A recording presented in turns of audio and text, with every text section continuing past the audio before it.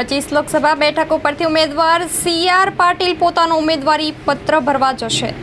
આજે અમારા સાંસદ શ્રી CR પાટીલ સાહેબ અને પ્રદેશ અધ્યક્ષ શ્રી આજે વિજય સંકલ્પ રેલી મારફતે સમગ્ર નવસારી શહેરની અંદર એમની રેલી કાઢવાની છે। એની ભારતીય જનતા પાર્ટી તરફથી સમગ્ર નવસારી શહેરની જનતાએ સજી ધજીને તૈયાર થઈ ગઈ છે। તમે અહીંના વાતાવરણ જોઈ રહ્યા છો।